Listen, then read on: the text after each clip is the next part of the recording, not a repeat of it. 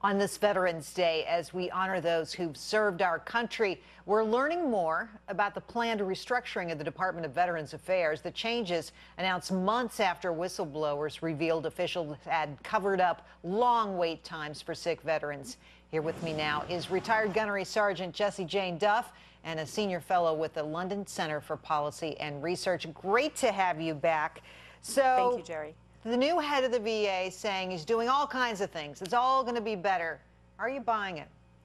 Well, I believe in his heart he believes he's going to overhaul the entire VA system. But what I'm not hearing is why he still has senior executives on the payroll who were found to have mismanaged or falsified records. You know, we also have no problems being addressed on how the executives will start performing better. They have a lax performance rating system, whereas in 2012, had gotten a satisfactory performance rating, and they also have a broken bonus program that had actually been the incentive for many of these executives to falsify the records. So I agree that he's going to try to change things, but I want to hear solutions for the problems that created this mess. Well, I hear you. Now, Robert McDonald is the fellow you're talking about, former Procter & Gamble CEO, well known as a manager. Not a manager necessarily of hospitals and healthcare institutions, though, and that may be the missing link here. Do you think it's a lack of experience in this very arena that might cause problems?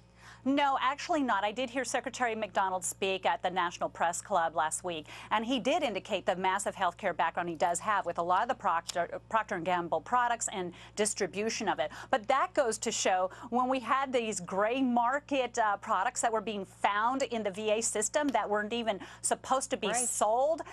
How did that happen? So what I'm not thinking is that it's not a lack of experience on his part, that this is such a massive bureaucracy that he is not aware of how to adjust and fix it because you've got so many layers of corruption. It was systemic.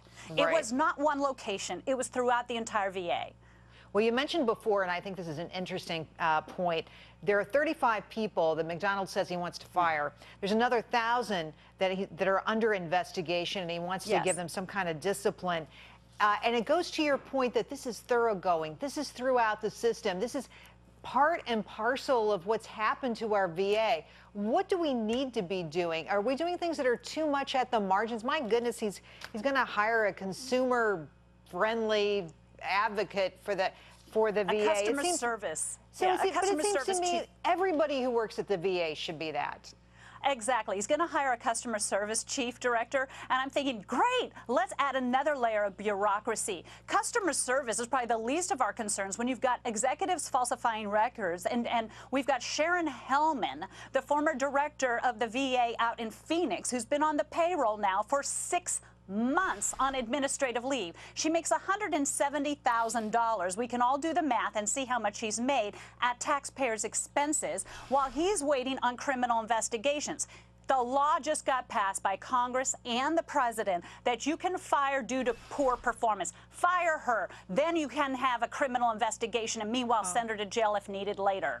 So you think they're just not taking the strong enough action and could, if they wanted to, not being strong enough here?